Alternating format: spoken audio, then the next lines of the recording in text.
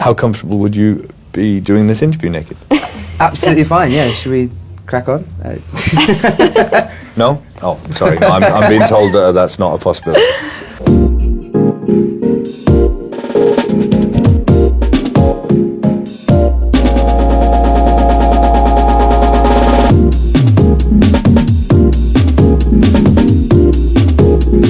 Hello, welcome to Moviefone's Unscripted. I am Dakota Fanning, and I'm here with Michael Sheen and Jamie Campbell to talk about our new film, New Moon. We're going to ask each other some of your questions, and then we're going to ask some of our own. And I'm going to ask the first question, I believe. This is from Erin in Salt Lake City, and it's to Dakota. So what was the best advice that Stephanie Meyer gave you about your character or the story in general?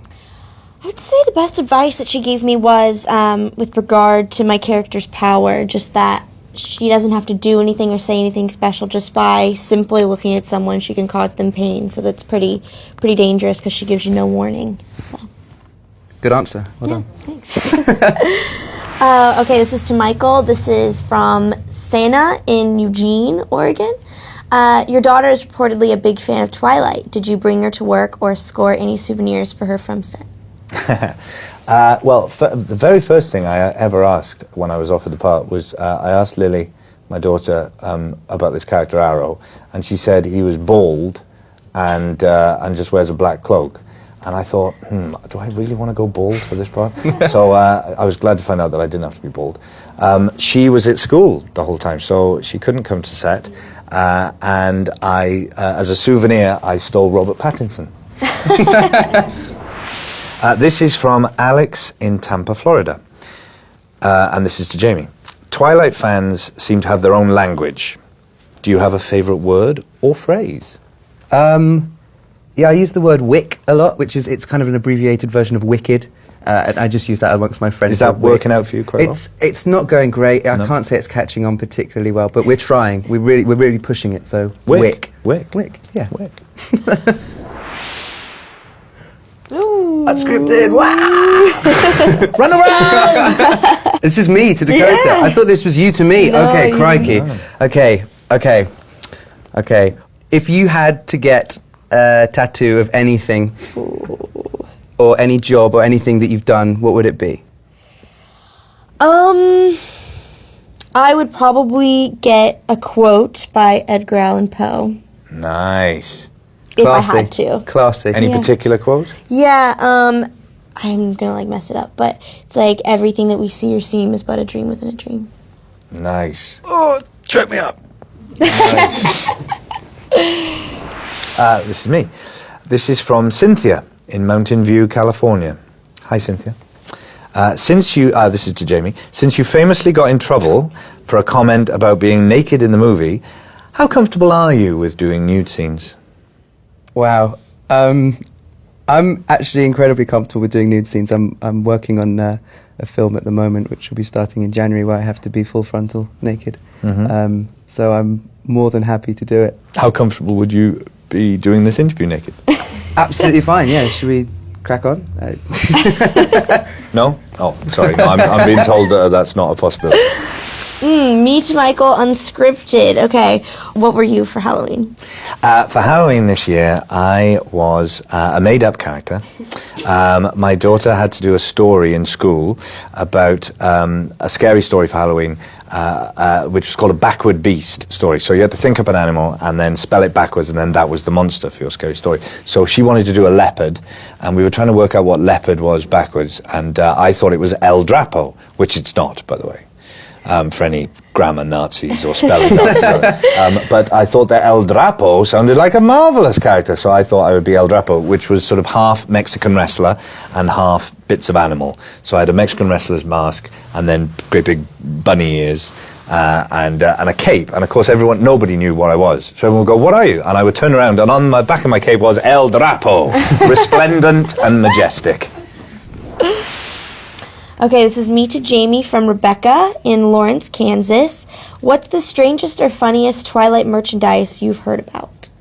I saw at Comic-Con they had the Twilight makeup They had the Bella and Edward. Well, I don't think they had the Edward makeup, but they had the Bella makeup. Edward wears more makeup than Bella. Exactly, but it'd just be pale, right? I can't imagine you'd particularly want to go outside wearing that. And maybe some people do. But that's all I've heard about. This is from Vanessa in Asbury Park, New Jersey. This is to Dakota. If you had a day off with the guarantee that no one would bother you, what would you do, Dakota Fanning? You know, I pretty much, it's not really bothering to me. You know, when people come up to me, I really don't mind it, and I try and just do what I would normally do. So I've heard that you're pretty nasty to people, though, when they come up to you. Is that true? I beat them off. Yeah, I heard that. No, I mean, I think it's always nice when someone comes up to you and they enjoy a movie that you're in or something that you've done. I think that's nice. And is it true that you have about 20 doubles that you use as walking decoys? Around like the U.S. every day, yeah. I do think, just on this note, I do think that there's not many jobs that you can do where you walk around in the street and for no reason a stranger comes up to you and says how much they like you. That's kind of great, isn't it? That's a privileged position to be in. Okay, this is to Michael. This is from Kristen in Castlewood, Colorado. Is there anything or anyone that you've been obsessed with the way that people are obsessed with Twilight?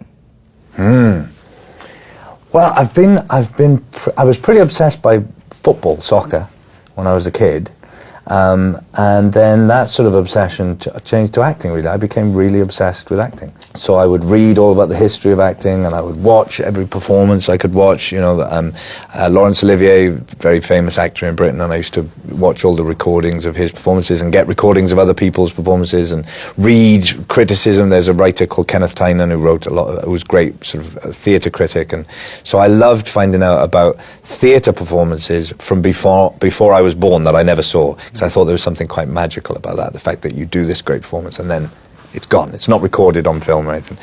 So I suppose I was quite obsessive about that. Me to Dakota, Unscripted! You've done many films since you were very little. Is there anything that you feel that you've missed out on because of doing film? I know you've got a lot of stuff and it's been amazing, but what do you feel there's anything you've missed out on? To me, because this is really all I've ever known, because I started out when I was so young, so I really don't feel like I've missed out on anything, or I don't know what I've missed out on. You know, this is like the life that I've lived since I was like 6, and it's, you know, what I want to keep on doing. So anything that I have missed out on, I haven't really missed. Or maybe you'll end up as like an 80-year-old dressed as a cheerleader and turn into a real freak, even more freakish than you are now. Yeah, could happen. Yeah. Thank you, Dakota. And Jamie. Thank you, Michael. Thank you, Michael. Oh, do you know, it's been such a pleasure. Thanks to Moviefone, and you know what? Especially to you for watching and sending in your questions. Go see New Moon.